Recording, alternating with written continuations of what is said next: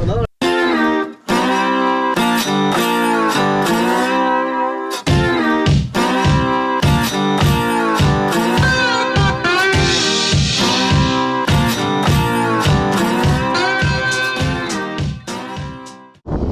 Well, we just cut our first batch of beans. This thing gets after it. I mean, compared to my old one, usually we would have cut these beans at probably 2.5 mile an hour. I was probably going 5, 4.5, 5.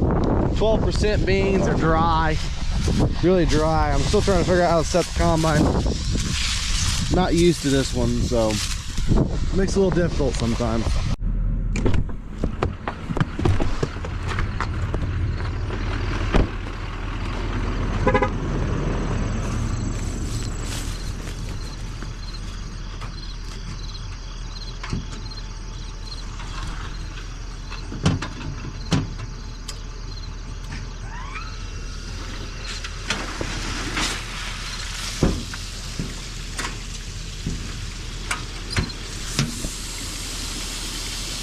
Watering them down. So this system here we can tow across the road. Usually we wait until the corn black layer gets done, then we tow it across the road and put it over there. But this is the only system we got like this. It'd be nice to have in a lot of different places, but sadly we don't always get that. Anyways, this morning we're starting up irrigations. Me and Xavier up here at Emerson. I came with him to make sure he didn't get stuck. And then I'm gonna go try and cut beans this afternoon. Hopefully. But we'll just have to see what happens. Dad's gonna try and pick a little bit of corn. We'll just have to see. So, anyways, I got 2 or 3 more to start up here, and then we'll go back home. So I'm down here running the X9 and corn. Dad went to go check his irrigations and stuff. So, yeah. This thing can flat out eat some corn. Now, the one complaint that I do have, it was advertised to do 79 or 7,200 bushel an hour or whatever it was. We ain't seen that yet. We're only getting 5,500 bushel an hour. So, anyways, I'm talking to Ron and we're trying to figure it out. But yeah, moral of the story, it does eat corn. Yes, it is way more productive than our old one, but then again, I'm not going to say that we couldn't have done the same thing with a 16-year-old head and a 780. So, I don't know. We'll just have to see what happens, how it does over the next little while. But Dad's been all morning this morning, broke down, plugged it up somehow. It's Dad, what else do you expect? So we're getting up there now in the bushel per hour. So we're getting to about 5,500 right here is what we'll probably get to. Yeah, well, it might go up. That's the instant counter though. That's not the average. So we're in some pretty good corn, 208 bushel corn on this current load that I'm on. It's pretty good. We've done 4,500 bushel an hour in total throughout the field. And yeah. Just have to see kind of what happens with it. It'll be interesting to see, that's for sure.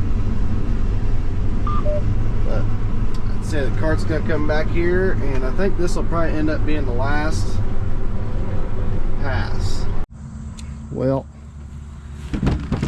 got me a new grease gun today. See how quickly he got me a grease gun. He's taking mine. No, that's mine. See how quickly I can break this one. But Connor's up there, he's inside the combine. I think he skipped school today, but not gonna hold him to it. So we're gonna oh boy, he over tightened it, I guarantee it. So anyways, yep, we're putting everything together, we're getting ready to go. We got a field over there at John Deere to cut. We're right. Over tightened it. Yeah, we're gonna get rid of this head cart and get our new one. This one we just used until our other one came in, or until we found the one that we wanted. So I have to drag his head wagon around. Yeah, he can do it himself. So this time we'll be able, or with this new one, we'll be able to put it on the back of the combine. It'll be 10 times easier. So hola. So as you can see here, my sample's a little dirty, a little iffy. It's working on it, don't worry, it knows it's there. I'll tell you what, this camera system they got on here that you can see both your tailings and stuff, that is amazing. I love it. I absolutely love it. It takes 5 less stresses off of cutting beans. But anyways, for the most part right now, we're just kind of hammering away. One of the main things that we're worried about this year is crop insurance, which on beans I don't think it's going to be really a problem. But then again, I really need to get out my phone and look at the email that I got the other day involving that to really know what we're looking at. But in this field here, which granted it's a little green, but they're dry. It's really been a really weird year for that so far. Like, we've had some beans that are green like this, and well, these are a little wetter actually. Now that I say that, I must have hopped over a pass and they got a little wetter. No, they're dry. Yeah. Oh no, we ain't doing this today, Betsy.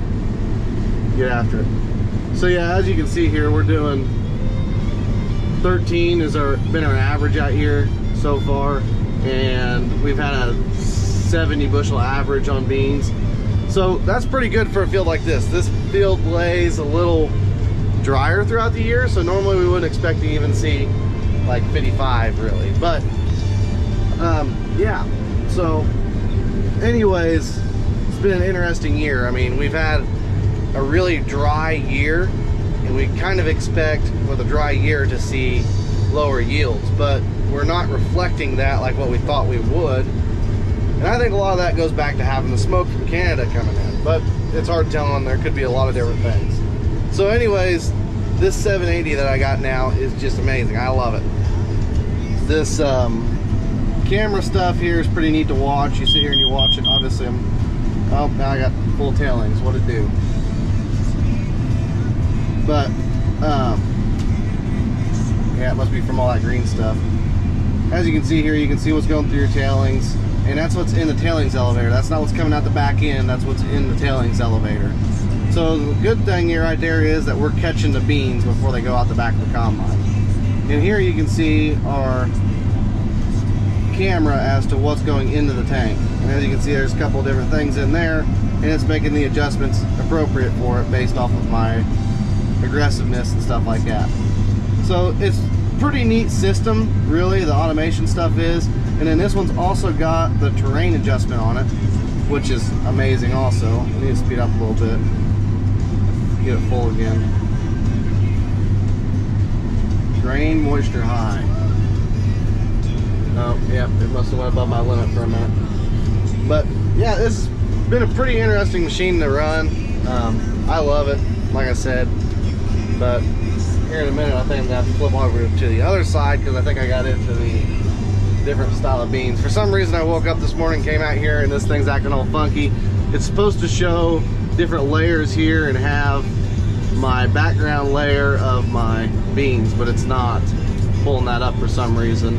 And it could be something on the planter's end of things as to why it's not doing that. It's hard telling. So hopefully whenever we go back into the next field, we'll be able to see a little bit more. I got Xavier on the cart today because Ross is spreading fertilizer. So yeah, we've been moving trucks out of here like crazy. This combine, my old combine, I couldn't ever push it over about 1,400 bushel an hour on average, and this one I've been averaging around 2,000 to 2,200 an hour. So we made a step up a little bit. I got the 45-foot HD head on here, and I love this head. How it flexes in the contour of the ground's pretty neat. So let's see what we're looking like here. No pods, we're good. But yeah, I mean, as you can see, there's a couple butter beans in there, but for the most part, butter beans will take care of themselves in the grain bin. They'll dry up. Really what we should have done if we would have seen this coming, which nobody did, is we should have came down here and defoliated them, or I can't remember what the name is exactly, but it's where you use Gramoxone and you come out here and you basically kill your beans. That would have been kind of the smart thing to do here on this farm particularly. Really all of our fields south of Vincent's is what we should have done. With our earlier planted beans, the beans that we plant in April, we've never really got them to die off correctly. So might be something that we try next year just to see what they do. And yeah, but Dad's been running the X9. He's got it figured out a little bit more, got it dialed in. Yesterday he done 190 some acres, 193 acres I think is what he said he picked yesterday. That's pretty good. His previous record to that was 165, and that was set with his 780 last year. Personally, for the extra money that we paid for the X9, I figured it would have done more things than what it's doing. I figured it'd be, I mean, we got an amazing sample out of it, don't get me wrong, but you would think that it would have, like, they amp it up as it can do 7,000 bushel an hour, 7,500 bushel an hour, whatever it is, and we just haven't seen that yet with it. I'm not going to say that we won't see it, because we probably will, but from my understanding, you got to be in true dry or good running conditions to be able to see that. So we'll just have to see what happens, and just got to keep hammering away. I think Dad loves it. The dust fan that's on the front of it down here that blows all the stuff out of the throat is amazing. I love it. I ran it the other day and I loved it because this dust, like what you see here coming out the front, doesn't do that on that X9. And these Deere's is the only thing that does it, I think. But I need to really pay attention to what I'm doing, so I'm going to put my camera down and pay attention. So another thing that we figured out to do is to use the machine sync thing, and I don't know that Xavier likes it that much, but for loading up the grain cart, it works great. Let me correct that, phenomenal.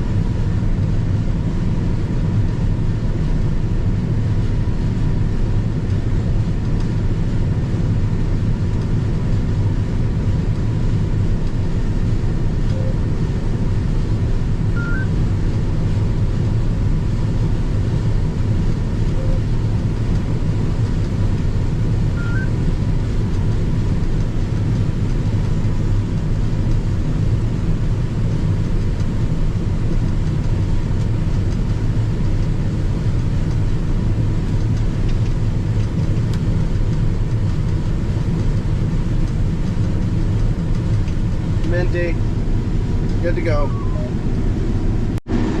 So then another thing that we changed up is we got a Starfire 7000 on this one.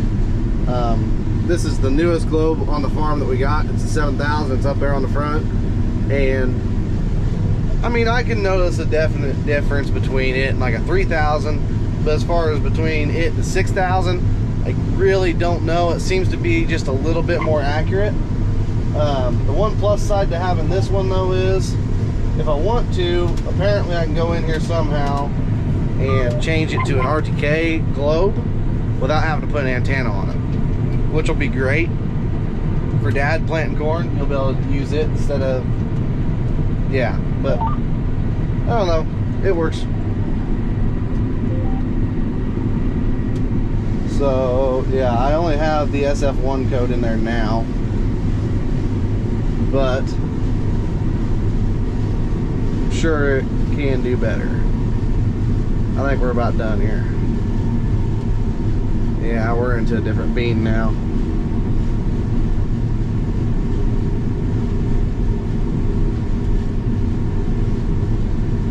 But yeah, anyways, I figure I'll go ahead and get this out to you guys today. This video, first kind of harvest video that we got. Hopefully we'll work on another one next week and get another good one out for you. Yeah, so anyways, hope you guys enjoyed, and hope everybody has a safe harvest, and remember to follow the farm Instagram, Facebook page, and yeah, so anyways, I'm gonna get it posted for you guys.